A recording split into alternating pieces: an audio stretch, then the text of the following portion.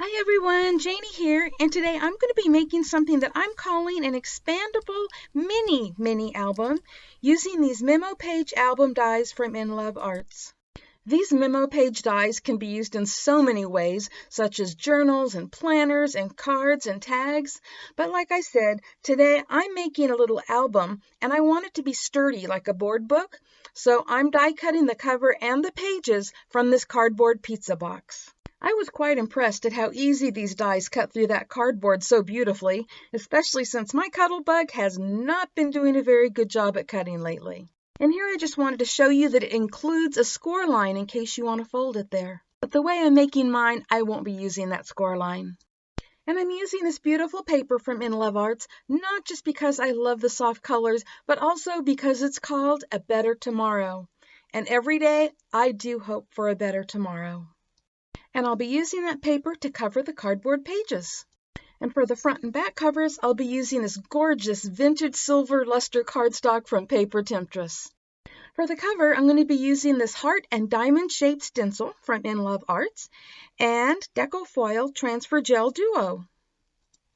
I love Deco Foil Transfer Gel Duo because you can apply foil to it with or without heat. And that's important today because I am not going to be putting this through a machine. So as you can see, I'm applying the gel to the stencil just using an old gift card because I find that easier for spreading. And I didn't use anything like pixie spray to hold the stencil in place because I didn't want to take any chance of it leaving residue behind that the Deco foil would stick to. And now that I have the gel spread evenly, I am carefully removing the stencil to reveal the beautiful pattern below. That came out absolutely perfect, and I did the same thing to the back cover.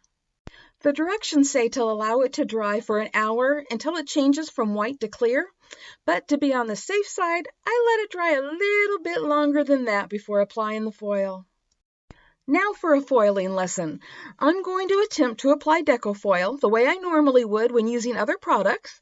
So I've laid the foil over the covers and I am using a brayer and giving it pretty good pressure. And well, as you can see, it did not do a very good job. So now I'm going to do what Deco foil suggests, which is to run it through a die cutting machine using the same plates you use when cutting with thin dies. So I ran it through a couple times, and guess what? It came out beautiful. Thank you, Deco Foil, for that tip. Now this next thing I'm doing is a little tricky. So I took a piece of beautiful vintage silver luster cardstock, and I traced around the heart-shaped puzzle cutting die that I'm going to be using. And I did this because I'm going to be writing on that heart, and I need to know that I have everything in the right place. And after writing "You Complete Me" on there, then I went over the writing with a Zig two-way glue pen and let that dry for about a half hour. And once it's dry, it is so tacky that the foil will adhere to it. In fact, it's so tacky that I don't need to use Deco Foil's suggestion of running it through the die cutting machine. It works perfectly using the brayer. And most of the time, I actually just use my fingers to rub over it. Okay, now let's see how beautifully that came out. Absolutely perfect. Next, I laid the heart-shaped puzzle die on top of that, lining it up with the lines I had drawn and ran it through my die cutting machine. And then I had to poke all of those little puzzle pieces out. Don't worry, I'm not going to make you watch me pop them all out. But if that wasn't bad enough, after they were all out, I had to put them all back together again. It took me a little while, but I got it. To make it easier to glue to the cover, I decided to glue the pieces to a piece of cardstock, and then I used a craft knife to cut around it. I left these two pieces separate because that's how I'm going to be putting it on the cover, as you will see here in a minute. So the puzzle pieces say, "You complete me." And I thought it would be cute if the pieces that has the word "you" on it was separate from the rest of the heart so that you can see that when attached, it would complete the heart. I don't know about you, but I happen to love the way that it came out. Okay, now it's time to start putting everything together, and I'm using these binder rings to do that. And I didn't realize until after I got this all put together that I never showed you all of the pages after I glued the papers to the cardboard. But the good news is not only can you see them a little bit while I'm putting the rings through, but you'll be able to see them when I flip through the album here in a minute. So, do you remember early on in the video where I showed you that the memo page album dies also leave a score line? Well, if you wanted to, you could fold each page on that score line and then bind it together by tying a ribbon or something through those holes, and then each page can kind of, flip back and forth.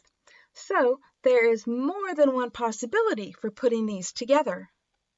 Oh, and here's the first flip through so that you could see those pages. And there are so many ways to decorate, and what I've decided to do is use this Old Rose 11-pound cardstock from Paper Temptress. It's really thick and sturdy, and I'm going to use that to create frames using these nested stitched square dies. Now, since my Cuttlebug isn't doing a good job, probably because I should use new plates, I've decided to use my Cut and Boss electric die cutting machine. Sorry to say you can't find these anywhere anymore, but it does a wonderful job of cutting. So now I'm using my Beacon 3-in-1 to glue the frames to the pages. There are several ways to do it, including just gluing 3 edges down and leaving a space to slide a picture in. But I have decided to glue them down completely and then cut my pictures to the size that will fit perfectly in the opening. I won't make you sit here and watch me glue them all in, but I will do a flip through so that you can see how it looks with the frames in. And while you're watching, you can imagine how each page would look decorated, even though I'm not going to be decorating them in this video. And the little squares that I cut out, I'll be doing some writing on those before I glue them into the smaller pages, but you won't see that in this video because, well, it's going to be a little personal. Now, as for those binder rings, they weren't pretty enough for me, so I decided to use some crinkled seam binding that I got from Paper Sweeties and tie it onto those rings to make them a little prettier. I'll be sure to put a link below in the description box to the Paper Sweetie shop because she has an amazing selection of crinkled seam binding as well as other craft supplies that you might like. You know what else might look good hanging off those binder rings? Dangle charms. I'm not making one in this video, but it sounds like a good idea, and I might just have to make one later. There are so many possibilities. Why don't you tell me below in the comments what you would have done to bind this little album together? So I thought you might want to see what this album looks like with pictures in it, and I thought I would tell you the story behind it.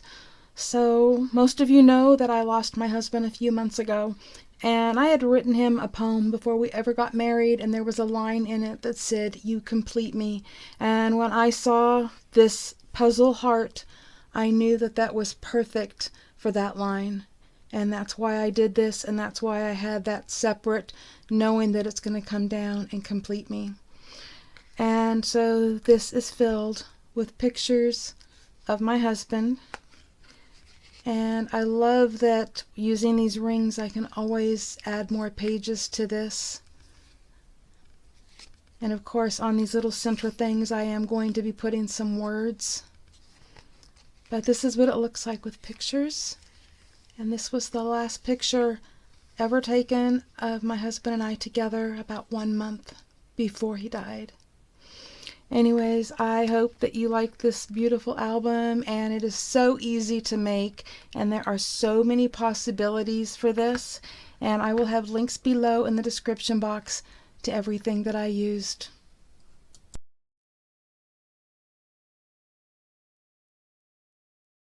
Thank you all so much for stopping by today. I hope this project has given you some ideas of your own, and be sure to check out the description box below for links to the products that I used today, including a discount code for InLoveArts should you decide to shop there. Happy crafting, everyone. Bye-bye.